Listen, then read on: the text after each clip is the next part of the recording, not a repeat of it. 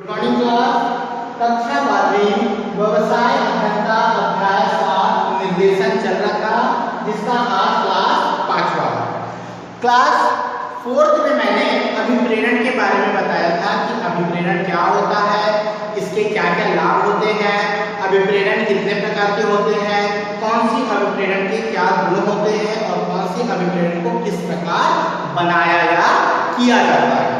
आज हमारा अभिप्रेरण से संबंधित एक लास्ट बचा हुआ है टॉपिक, अभिप्रेरण के लाभ।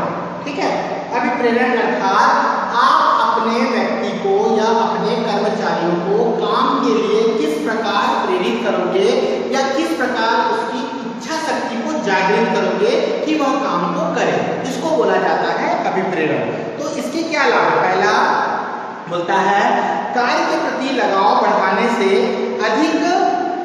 कार्य अधिक मात्रा में होता है। अगर आप उसकी इच्छा शक्ति को बढ़ाओगे, है ना, उसकी इच्छा शक्ति को जागृत करोगे तो देखना वो ज्यादा से ज्यादा काम करेगा। दूसरा पॉइंट बोलता है कार्य समय पर पूर्ण किया जा सकता है। अगर आप चाहते हो कि हमारा काम समय पर पूरा हो, तब आप क्या करोगे, उस व्यक्ति या कर्मचारियों को इच्छाओं को बढ़ाओ, जागृत करो कि वो ज्यादा से ज्यादा काम करे। ज्यादा से ज्यादा अगर काम करेगा तो काम के प्रति उसका लगन बढ़ेगा, काम अच्छे तरीके से और समय पर पूरा होगा। अधिक कार्य होने पर श्रमिक की आय में वृद्धि होती है। अब अगर वो ज्यादा काम करेगा तो आप उसको ज्यादा पैसा दोगे, ये तो स्वाभाविक है। अगला पॉइंट होता है श्रमिक की आय में वृद्धि होने से उसका जीवन स्तर सुधरेगा, ये तो आपको पता है। श्रमिक की सराहना और प्रशंसा करने पर उसका मनोबल बढ़ता है और नैतिक स्तर उठता है। सही बात है, अगर कोई व्यक्ति या आपका कोई कर्मचारी सही तरीके से काम करता है तो आप उसकी प्रशंसा करो, सबके सामने खड़ा करके उसको बोलो ये व्यक्ति बहुत अच्छे तरीके से काम करता है, प्रशंसा करो, तो उसका आत्मनिर्भर बढ़ता है और उसका मनोबल बढ़ता है। क्या होता है, हाँ ये मेरा प्रशंसा करता है, मेरा मालिक बहुत अच्छा है, मैं और अच्छे तरीके से काम करूँ। अर्थात किसी न किसी तरीके से आप अपने कर्मचारियों का मनोबल बढ़ाओ, मतलब इच्छा शक्ति को बढ़ाओ कि वो काम के प्रति अच्छे से अच्छा अपना काम को करे।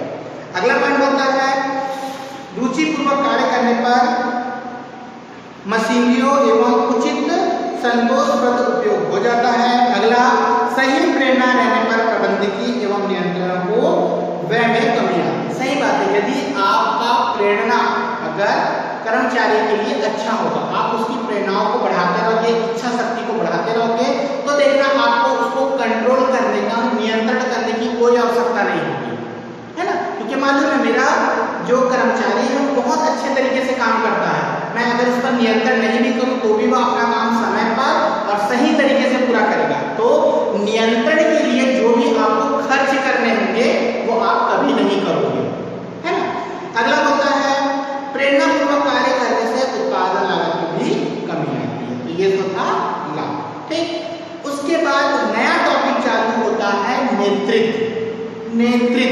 नेतृत्व मतलब होता है किसी एक समूह में रहकर एक व्यक्ति पूरे समूह का मार्गदर्शन करे, उसको बोला जाता है नेतृत्व। नेतृत्व का सबसे अच्छा उदाहरण है नेता।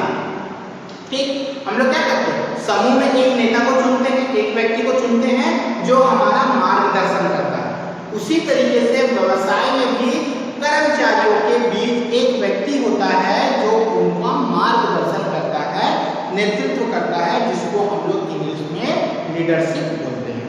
ठीक, पढ़ रहा हूँ, सुनो।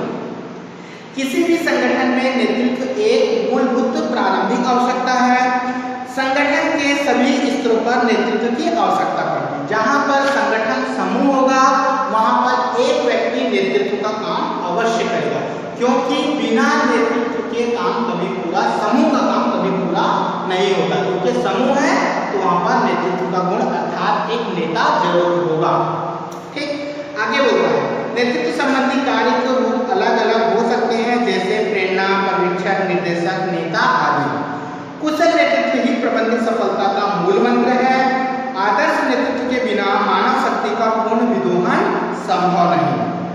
अनेक उपक्रम उचित नेतृत्व के बिना असफल हो जाते हैं। क्योंकि जब आपके पास संगठन बहुत अच्छा है किंतु नेतृत्व नहीं है, अर्थात एक नेता नहीं है जो उनका मार्गदर्शन करे, तो किस तरीके से कर्मचारी काम करेंगे, तो आपका व्यवसाय कभी सफल हो ही नहीं सकता। जहाँ पर समूह देखना, हम लोग क्लास में क्या करवाते हैं, क्लास में एक मॉनिटर होता है और मॉनिटर जैसा होता है क्लास के बच्चे क्या करते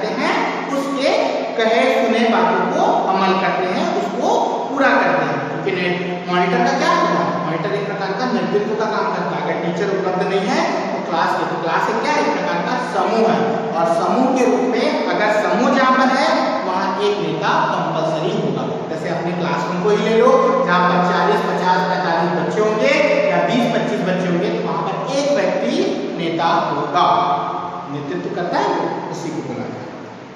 नेतृत्व का अर्थ एवं परिभाषा बोला। नेतृत्व व्यक्तिगत गुण है, मतलब स्वयं का वह गुण है जिसके माध्यम से वह अपने अनुयायियों का मार्गदर्शन करता है। अनुयायी मतलब जो उसके अंदर है। सामान्यतः एक नेता के अधीन अनेक अनुसरणकर्ता होते हैं जो उनके निर्देशानुसार कार्य करते हैं। नेता जैसा बोलता है, नेतृत्व करने वाला, उसके अनुयायी या उसके जो कार्य करता है वो उसी तरीके से क्या करते हैं, कार्य करते हैं। अगले बढ़ता है, नेतृत्व एक ऐसा शब्द है, नेता अनुसरणकर्ता के मध्य संबंध को स्थापित करता है। तो क्या करता है, उन दोनों के बीच में संबंध। नेता बोल दो तो समझ में आ जाएगा, हाँ ये नेता है, अर्थात ये उसके अनुयायी है, कार्यकर्ता है ना, कर्मचारी है। नेतृत्व में नेता का अनुयायी का होना आवश्यक है। जब नेता होगा तो उसके अनुयायी कंपलसरी होंगे, किसी एक के भी अभाव में नेतृत्व असंभव। अगर समूह है तो नेता होगा, नेता है तो अनुयायी करता होगा। ठीक, परिभाषा क्रूड्स और डोनल के अनुसार बोलता है, नेतृत्व को सामान्यतः सफलतापूर्वक प्रभाव के रूप में परिभाषित किया गया है, अर्थात व्यक्ति को प्रभावित करने की कला व प्रक्रिया जिसमें उसको सामूहिक उद्देश्य की प्राप्ति की दिशा में स्वेच्छता से आगे बढ़ने के लिए प्रेरित किया जाता है। जो भी नेता होगा वह समूह में आगे बढ़ेगा। नेतृत्व का गुण यही है कि जहाँ पर समूह होगा वहाँ पर नेता होगा, और नेता जब आगे बढ़ेगा तो खुद आगे नहीं बढ़ता, समूह को लेकर आगे बढ़ता है। आगे बोला गया है, इस परिकल्पना पर विस्तार किया जा सकता है कि वे न केवल कार्य के लिए तैयार हो, अपितु कार्य को उत्साह एवं धैर्य के साथ करने का उत्साह, तत्परता, प्रबुद्धता एवं कार्य करने की प्रभावता को प्रदर्शित करें, और अनुभव एवं तकनीकी योग्य का प्रदर्शन करें। जैसे आप लोग देखे होंगे आसपास के नेता लोग, देखना कुछ भी काम करने को बोलेंगे तो उसके जो कार्यकर्ता है पूरे के पूरे अपनी भावना से, अपने सच्ची लगन से पूरे काम करते हैं। जैसे जब देखना वोटिंग का टाइम आता है तो जो व्यक्ति वोटिंग में खड़ा है ना, वोटिंग में खड़ा किसी भी दल का हो, तो उसके अनुयायी कार्यकर्ता को देखना सब जगह बैनर लगा देंगे, है ना, झंडा लगा देंगे, छोटे छोटे झंडा लगा देंगे, घर घर आपको क्या बांटेंगे, टिकट बांटेंगे, घर घर आपको पर्ची बांटेंगे, इस पर वोट देना, इसको नेता चुनना। वो क्या करते हैं, पूरा दिनों जान जियो जान से पूरा नेता को समर्पित हो जाते हैं कि नेता जो बोलता है उसके अनुयायी या कार्यकर्ता वही काम को पूरी लगनता, धैर्यता एवं ईमानदारी से उसको पूरा करते हैं ना, अनुभव के माध्यम से पूरा करते हैं। नेतृत्व करने के पथ प्रदर्शन करना, कार्य का रूप देना, निर्देशन पहला। दूसरा एक और परिभाषा पढ़ रहा हूँ, नेतृत्व उन लोगों में किसी समान उद्देश्य के अनुसरण की इच्छा को जागृत करने की प्रक्रिया। ठीक, अब आता है नेतृत्व की विशेषता। नेतृत्व नेता में या नेतृत्व की क्या क्या विशेषता है। पहला, अनुयायियों का होना। अगर नेता है ना, लीडरशिप है, तो वहां पर उसके कार्यकर्ता अनुयायी होना आवश्यक है। अगर अनुयायी नहीं होंगे तो नेतृत्व अर्थात नेता का कोई अर्थ नहीं निकलेगा। पढ़ रहा हूं, सुनिए। नेतृत्व की प्रथम विशेषता उसके अनुयायी का होना है, अर्थात अनुयायी द्वारा नेता स्वीकार्य कार्य होना चाहिए। नेता अनुयायी की संख्या जितनी अधिक होगी, नेता का महत्व उतना ही अधिक होगा। देखना, जिसके कार्यकर्ता ज्यादा होंगे उसका महत्व अधिक होगा। दूसरा, उत्तम एवं आदर्श चरित्र एवं आचरण। नेता का गुण कैसा होना चाहिए, उत्तम आदर्श चरित्र का होना चाहिए। तीसरा, क्रियाशीलता। नेता का क्या गुण मतलब विशेषता होनी चाहिए कि वह कार्य के प्रति लगनपूर्वक कार्य करे। तीसरा, हितों में एकता। हितों में एकता अर्थात वह किसी को कम ज्यादा ना समझे, किसी को कम ज्यादा ना समझे, सभी उसके लिए क्या होने चाहिए, एक समान होने चाहिए। अगला, कथनी व करनी में अंतर नहीं होना चाहिए, जो आज हमारे नेताओं में मिलता है। जो बोलते हैं वो कभी नहीं करते, और जो नहीं बोलते वो लोग बहुत अच्छे से करते हैं। नेता लोग आते हैं, बोलते हैं आप हमें वोट दो, हम आपके रोड बना देंगे, बिजली लगा देंगे, कभी बिजली खपत नहीं होगा, नल का पानी हमेशा आते रहेगा, ये क्या नेता का बोलना। और करने में देखने जाओ, जब आप उसके पास नेता बन जाए आप उसके पास जाओ कभी, अर्थात वो जो कहते हैं वो कभी नहीं करते। तो ऐसा नहीं होना चाहिए, जो वो कहते हैं वही करना चाहिए, नेता का ये विशेषता है। कथनी और करनी में कभी अंतर नहीं होना चाहिए। और परिस्थितियों के अनुकूल, नेता को हमेशा परिस्थितियों के अनुकूल होना चाहिए। अर्थात एक उदाहरण देता हूं, जैसे किसी के घर के पास रोड नहीं है, उनकी परिस्थिति है कि हमको यहाँ पर एक रोड चाहिए, तो नेता को उसके अनुकूल अर्थात उसको क्या बनाकर देना चाहिए, रोड बनवा कर देना चाहिए।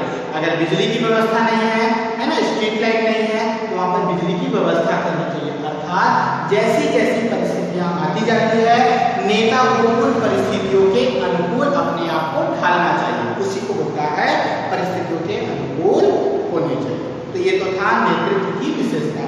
अब आता है नेतृत्व का महत्व। हमारे व्यवसाय जगत में नेतृत्व का क्या महत्व है?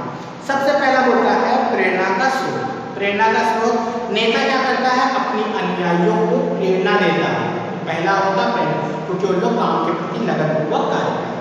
दूसरा बोलता है कुशल संचालन, अपने अनुयायियों का, कार्यकर्ताओं का क्या करे, संचालन करे, सही तरीके से कार्य करे। तीसरा समन्वय के लिए, आपसी तालमेल के लिए क्या होना चाहिए, समन्वय होना चाहिए नेतृत्व में। अगला बोलता है लक्ष्य प्राप्ति के लिए आवश्यक। लक्ष्य प्राप्ति के लिए, किसी भी लक्ष्य को प्राप्त करने के लिए संगठन का समूह में एक अच्छे नेतृत्व का होना आवश्यक है। क्योंकि नेतृत्व के माध्यम से, नेता के माध्यम से आप जब समूह में काम करते हो तो वह आपका मार्गदर्शन करता है, काम को सही तरीके से करवाता है। अब यहाँ पर नेता आपका कोई भी हो सकता है, ठीक। अगला होता है संगठन में निष्ठा के लिए, संगठन में एकता होनी चाहिए और नेता के कारण ये काम आराम से हो सकता है। उच्च प्रबंध के लिए, है ना, व्यवसायिक सफलता के लिए और सामाजिक महत्व के लिए। अब आता है अच्छे नेता के गुण। अच्छे नेता में कौन कौन से गुण होने चाहिए, ठीक है। तो पहला पॉइंट आता है बुद्धिमान व बौद्धिक क्षमता। मतलब जो भी आपका नेतृत्व या नेता होगा उसका मस्तिष्क बहुत अच्छा होना चाहिए, दिमाग वाला होना चाहिए, वो समय पर कोई भी फैसला ले ले, समय के अनुकूल, परिस्थितियों के अनुकूल अपना कार्य को परिवर्तन कर सके, ये सब उसमें क्षमता होनी चाहिए, है ना। बोलता है नेता एक अच्छा सामाजिक महत्वपूर्ण गुण होता है जो बुद्धिमान, ज्ञानवान होना चाहिए। बौद्धिक क्षमता के बिना कोई भी व्यक्ति नेता नहीं बन सकता। दूसरा आकर्षक नेतृत्व, उसका जो पहनावा होगा, जो देखने का तरीका होगा, या जो उसको बोलते हैं ना आकर्षक, जो उसको देखकर हमको आकर्षण, ये बहुत अच्छा है। जैसे हम लोग क्या करते हैं, पिक्चर देखने जाते हैं, तो जो हीरो हमको बहुत अच्छा होता है उसी का तो पिक्चर देखते हैं ना, क्योंकि उसका व्यक्तित्व क्या लगता है, आकर्षक लगता है। अब ऐसे भी हीरो का पिक्चर देखने जाओ जो अच्छा ही ना हो कभी नहीं जाते, है ना। तो उसीलिए नेता में क्या होना चाहिए, आकर्षक का गुण होना चाहिए, देखने में अच्छा होना चाहिए, आकर्षित होना चाहिए। साहसी लीडर अच्छा होना चाहिए। मित्रता एवं मधुरभाषी, नेता में क्या होना चाहिए, मित्रता मतलब मिलनसार होना चाहिए, और जो बात करने का तरीका है वो मधुर होना चाहिए, कठोर शब्दों का उपयोग नहीं करना चाहिए जिससे अगले व्यक्ति को प्रभाव पड़े, क्षति पहुंचे। मधुर मतलब बहुत ही सरल, सहज एवं प्रेम से बात करने वाला होना चाहिए। अगला बोलता है चतुर। चतुर मतलब बहुत ही तेज होना चाहिए, दिमाग वाला। निर्णयवान, निर्णयवान से मतलब है समय या परिस्थिति आने पर सही तरीके से निर्णय ले सके, अपनी बुद्धि का उपयोग करके तरीके से सही समय पर सही परिस्थितियों के अनुकूल अपना निर्णय ले। अगला होता है नियमों का ज्ञान हो, उसको अपने सभी नियमों का क्या होना चाहिए, ज्ञान होना चाहिए कि हमको किस प्रकार, किस तरीके से, किस व्यक्ति से कौन सा कार्य करा सके, इसका पूर्ण ज्ञान उसको होना चाहिए। और ईमानदार, है ना, नेता में ईमानदार का गुण होना चाहिए, आत्मविश्वास होना चाहिए, है ना। और अन्य में आता है नेता कोई भी हो उसके गुणों की कोई सीमा नहीं होती। कुछ अन्य गुण इस प्रकार है जैसा उत्तरदायित्व की भावना। उत्तरदायित्व मतलब मैंने जो चीज करवाना है मैं उसको करवा लूंगा, मैं निर्गुण रखता हूँ, ये उसमें उत्तरदायित्व, खुद का उत्तरदायित्व होना चाहिए। उद्योगी होना चाहिए, कार्य की पहल करने वाला होना चाहिए, मतलब मैं कार्य को पहले मैं करूँ, ऐसा उसके अंदर गुण होना चाहिए। संगठन शक्ति होनी चाहिए, मतलब सभी लोगों को मिलाकर रखने वाला होना चाहिए। अनुयायियों को समझने की शक्ति होनी चाहिए और परिपक्व। ये तो था एक नेता के गुण। नेक्स्ट क्लास में हम लोग नेतृत्व की शैलियां के बारे में पढ़ेंगे।